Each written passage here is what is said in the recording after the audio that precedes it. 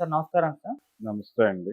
Sir Teenmar Mallanna garu కవిత గారిపై చేసిన అనుచిత వ్యాఖ్యలకు గాను నిన్న వాళ్ళ ఆఫీస్‌కి జాగృతి కార్యకర్తలు వెళ్ళడం మనం చూసాం. సో, అక్కడ పెద్ద గొడవ జరిగిపోయింది. ఏకంగా వాళ్ళ బాడీగార్డ్‌లు గాల్లోకి కాల్పులు కూడా జరిపారు. ఆ విజువల్స్ అన్నీ కూడా వీడియోస్ అన్నీ కూడా వైరల్ అయిపోతున్నాయి. సో, ఈ ఇష్యూ అలా జరుగుతూ ఉంది, నడుస్తూ ఉంది. మరి ఇది ఎవరిది తప్పు అన్నట్టుగా ఒక చర్చ కూడా జరుగుతుంది. అంటే మల్లన్న గారు ఇవాళ ఒక క్లారిటీ ఇచ్చే ప్రయత్నం చేశారు. నేను వాడింది సామెత, అది కేసీఆర్ గారు బుక్‌లో కూడా ప్రింట్ చేయించారు. దాంట్లో తప్పుందని తన వ్యాఖ్యల్ని సమర్థించుకుంటున్నారు గానీ, క్షమాపణ అయితే కోరలేదు. మరి మీరేం చెప్తారు సార్ దీనికి సంబంధించి? క్షమాపణ కోరటం కాదండి. ఆయన చెప్పలేదు.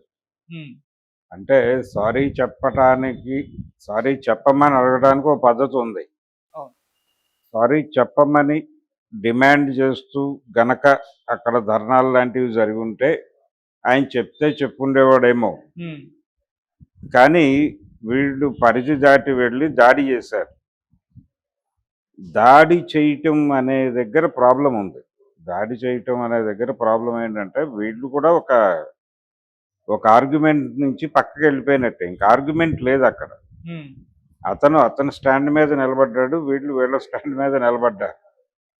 అయితే అది సామెతే ఆయనన్నట్టుగా. సామెతే కానీ, ఆ సామెతలో ఒక చిన్న సమస్య ఉంది. అంటే అంబేద్కర్ కూడా ఈ మాట చెప్పాడు. ఒక బంధాన్ని కోరుకునే కల్చర్ ఉండటం మంచిదే అని, ఈ బంధాలని ప్రమోట్ చేసేటువంటి పరిస్థితి వస్తే బానే ఉంటుంది అని చెప్పాడు. అక్కడ ఈ పొత్తుకు సంబంధించి కంచం పొత్తు అంటే కలిసి భోజనం చేయటం. మంచం పొత్తు అంటే గౌరవప్రదంగా మాట్లాడుకోవాలంటే వివాహ బంధాలు అని అనుకుంటే వేరు వేరు సమూహాల మధ్య వివాహ బంధాలు జరగటం ద్వారా ఒక గౌరవప్రదమైనటువంటి రిలేషన్స్ ఏర్పడతాయి. హ్మ్. ఇలాంటి దాన్ని ప్రమోట్ చేయాల్సిన అవసరం ఉంది. అంటే పర్టికులర్గా చూస్తే కులాంతర వివాహాలని ప్రమోట్ చేస్తే చేయటం ద్వారా కొంతవరకు కులరహిత సమాజాన్ని నిర్మించడానికి అవకాశం ఉంటుంది అనేది ఒక అవగాహన.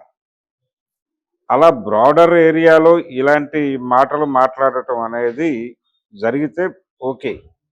కానీ ఇక్కడ ఏమైంది, సింగ్యులర్గా మాట్లాడాడు ఆయన. ఈ సింగ్యులర్గా మాట్లాడేసరికి వేరే అర్థం ధ్వనించే ప్రమాదం ఉంది. ఇది ఊహించాలి.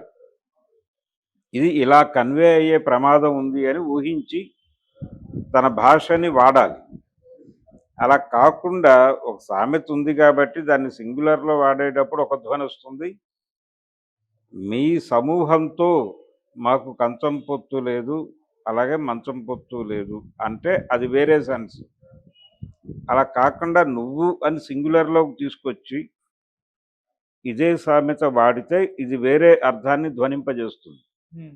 పైగా మీరు మాట్లాడుతున్నది ఇంకొక సమూహంతో మాత్రమే కాదు, ఇంకొక జెండర్‌తో కూడా అనే స్పృహ కలిగి మీరు వాడే భాషని, మీరు ఎంచుకునే సామెతల్ని ఎంచుకోవాలి. ఇది జరగలేదక్కడ. జరక్కపోవటానికి ఒక విపరీతమైనటువంటి ద్వేషభావం పోగుబడి ఉండటం కావచ్చు. అంటే చాలా సందర్భాల్లో మనకి మన అభిప్రాయాలను పోలని అభిప్రాయాలు అవతల వాళ్ళకుంటాయి. ఉన్నప్పుడు ఒకటి ఆర్గ్యూ చేస్తే ఆర్గ్యూ చేయాలి. లేదు వాళ్ళ అభిప్రాయం వాళ్ళది అని వదిలిపెట్టేయటం బెటర్.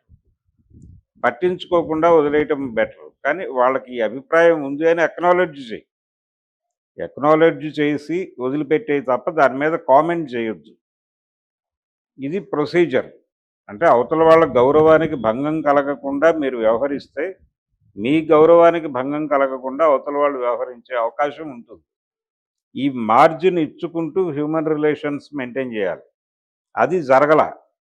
అది 2 వైపుల నుంచి జరగల.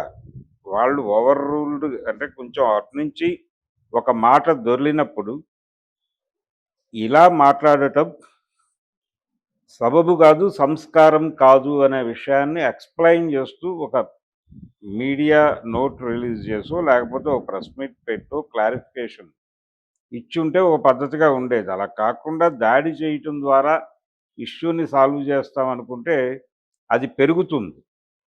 అది పెరిగి ఏదైతే మీ అభిప్రాయం ఉందో ఆ అభిప్రాయానికి ఇబ్బంది. అంటే ఇది మాట్లాడితే కొడతామంటే ఓకే.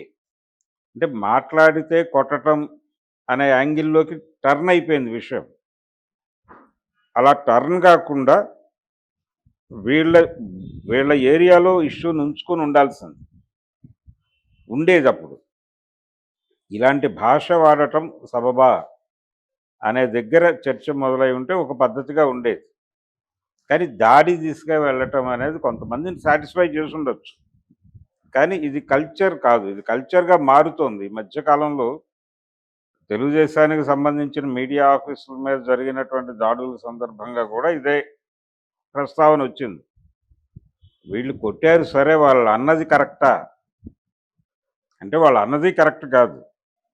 వాళ్ళు తప్పు చేశారు కాబట్టి మనము తప్పు చేద్దామా అనేది ప్రశ్న. ప్రశ్నిద్దాం, ఘర్షణ పడదాం, ప్రజాస్వామ్య పద్ధతిలో దెబ్బలాడదాం. అది కరెక్ట్. అంటే ప్రజాస్వామ్యం లేదు అనుకుంటే వేరే పద్ధతి. కానీ ఇక్కడ కాన్స్టిట్యూషన్ ఒకటి ఉంది. కాన్స్టిట్యూషన్‌కి బైండ్ ఓవర్ అయి ఉన్నామని చెప్తున్నాం. కాన్స్టిట్యూషనే లేదు అన్న వాళ్ళ పరిస్థితి వేరు. వాళ్ళ పద్ధతిలో వాళ్ళు వ్యవహరిస్తారు. కానీ కాన్స్టిట్యూషన్ మీద నమ్మకం ఉందన్న వాళ్ళు కాన్స్టిట్యూషన్‌ని గౌరవించి ఆ ప్రకారం ఉండాలి కదా! ఆ ప్రకారం ఉండటం లేదు. వీళ్ళు వాళ్ళని అనుసరిస్తున్నారు. వాళ్ళ భాషను వీళ్ళు మాట్లాడుతున్నారు. అది కరెక్ట్ కాదు. ఆ భాష మాట్లాడాలి, అలా వ్యవహరించాలనుకుంటే దీని నుంచి బయటికెళ్ళిపోండి. కానీ ఫ్రేమ్‌లో ఉండి మీరు ఫ్రేమ్ బయట వ్యవహారాలు చేస్తారు అంటే కుదరదు. అదే జరుగుతోంది రాజకీయాల్లో. ఈ ధోరణులు తగ్గకపోతే ఇలాంటి దాడులు ఇంకా అనేకం చూస్తాం రేపొద్దున. ఓకే.